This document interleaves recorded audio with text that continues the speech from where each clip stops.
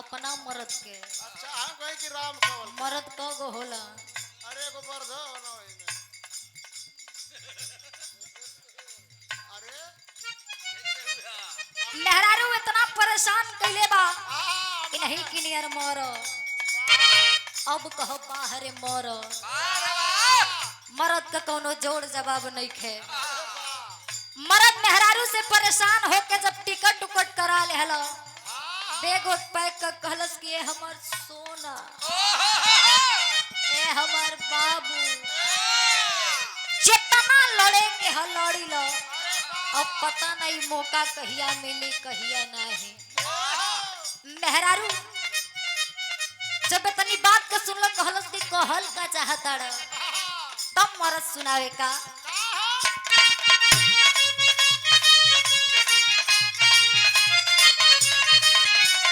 ए हो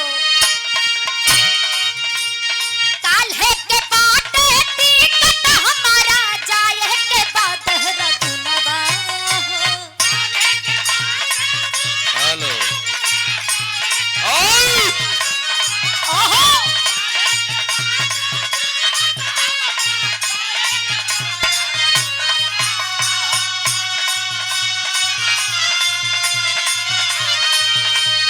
मन फरक है जुड़वाना ये धोनी देहि के को वाह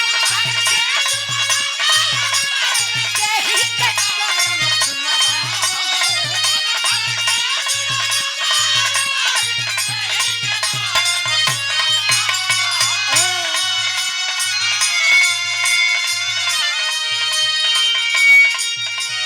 काल्हे के बाटे टिकट हमारा जाए के बाद रतुनबा हो। मन भर के जुड़वाला ये धोनी देहि के करम खुनबा हो। तो मेहरारू कहे हमर सोना, बोला हमर रानी। ए हमर बाबू, तोहार तो ठीक बा लेकिन सुना सुनावा हम चाहती कि हो जा बैठ जाए। भाई ले लो का के ले लो ए तरना दे मेहरारू कहे सुना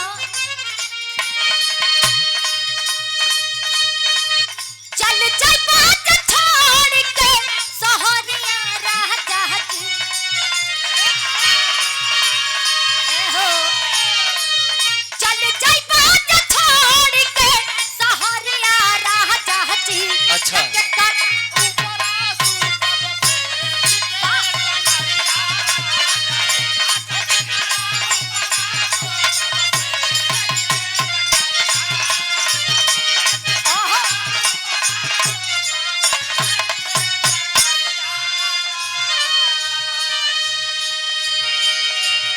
और देखे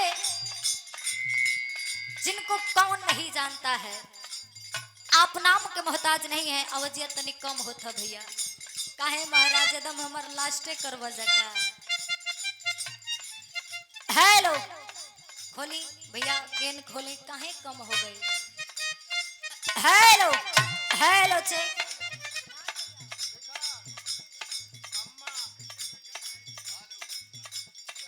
हेलो हेलो चेक हेलो ठीक है। और देखिए बिरहा के बड़े ही सुंदर कलाकार जिनका कोई जोड़ नहीं है, कोई जवाब नहीं है। जैसे देवों के देव महादेव वैसे ही कलाकारों के कलाकार। बिरहा के बड़े ही सुंदर कलाकार हमारे गुरु तुल्य, जिनसे बड़ा ही प्यार दुलार मिला कि आज मैं इस मंच पर खड़ी हूँ। आज आपका ही देन है। बिरहा के धुरंधर युवा स्टार कलाकार सम्मानित आदरणीय आप राम केवल यादव गुरु जी।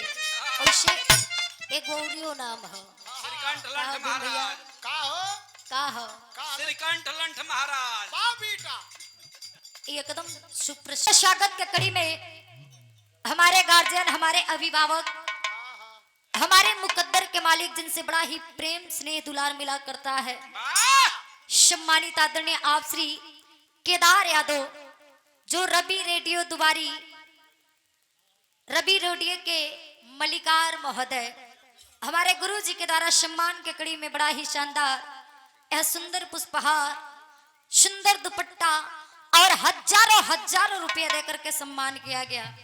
बहुत बहुत प्रणाम बा। माई की आत्मा जहाँ कहीं भी हो, आत्मा के शांति मिले। वैसे गुरु जी अब हम यह चाह कि भाई हमार यहाँ से लास्ट हुई। अरे हो भैया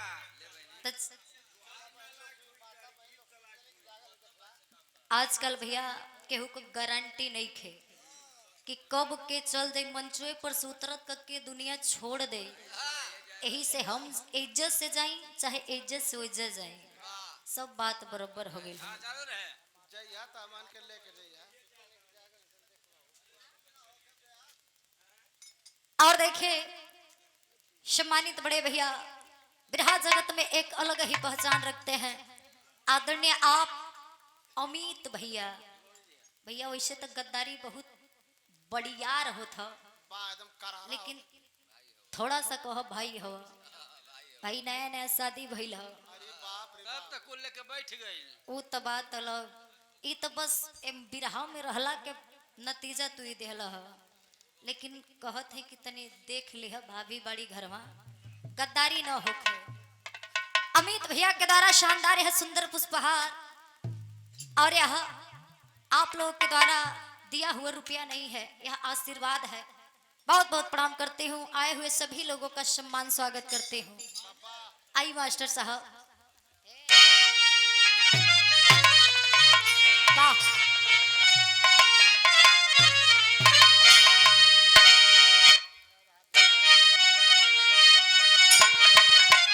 आहा! बहुत अच्छे। अरे बाप सुंदर भैया,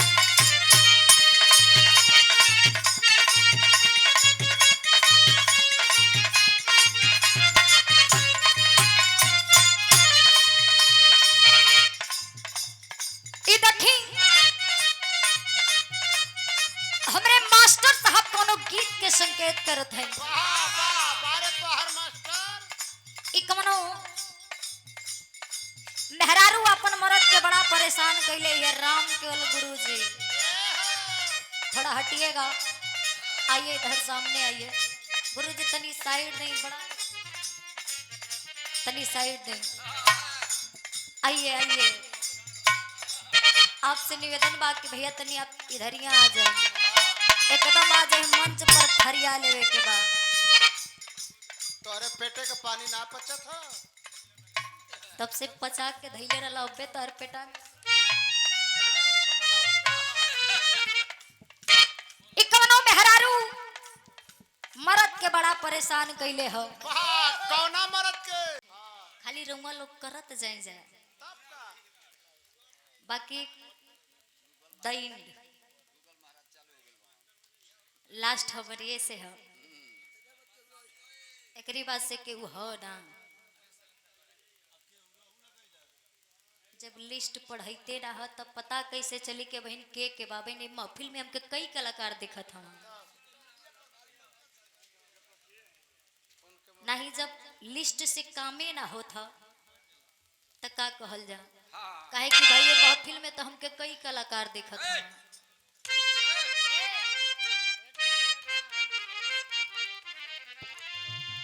हेलो हेलो चेक,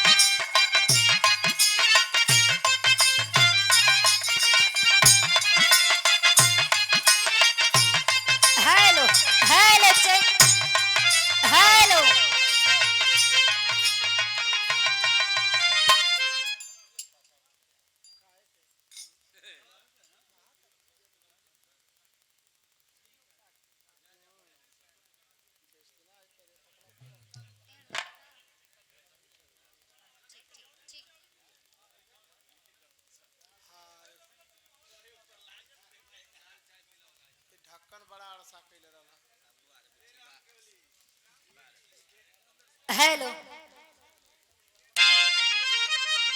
सबसे पहले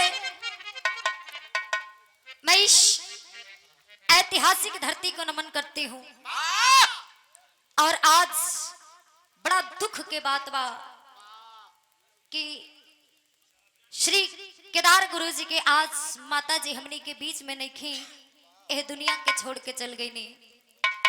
ओह माई की आत्मा जहां कहीं भी हो, आत्मा के शांति मिले, प्रभु के पास उच्च से उच्च स्थान की प्राप्ति हो। आज माई के ब्रह्म भोज में दूर दराज से चल करके आए हुए हमारे पिता तुल्य बुजुर्ग नौजवान साथी, दुर्गा लक्ष्मी कही जाने वाली हमारी माताएं बहनें, अरे वाह, हित मीत रिश्तेदार संगी साथी यार, अरे वाह, और हमारे बीच में हमारे भगवान कह लीजिए, जिनके द्वारा हम आज यहाँ पर गा रहे हैं, लेकिन देश विदेश तक लोग देख रहे हैं। हमारे यूट्यूबर भाई तथा जहां तक हमारी आवाज आ रही है, हम बिरहा गायिका सुभद्रा चौहान दुबारी मधुबन मऊ के धरती से आप सभी लोगों का एक ही स्वर में हार्दिक अभिनंदन वंदन स्वागत प्रणाम करती हूँ। और इस मंच पर बैठे हुए मंचासील हमारे गुरु तुल्य बिरहा के एक से बढ़कर के एक कलाकार, सुपरस्टार कलाकार, कई हमारी गायिकाएं बहनें भी आई थी जो हमारे साथ अभी इस मंच पर उपस्थित है और जो नहीं भी है। आप सभी लोगों का पुनः इस मंच के माध्यम से हार्दिक अभिनंदन वंदन स्वागत प्रणाम करती हूँ। चूंकि नाम लेवे में बड़ा समय लगी, वैसे हमारे समय का कौन लिमिट ना हो।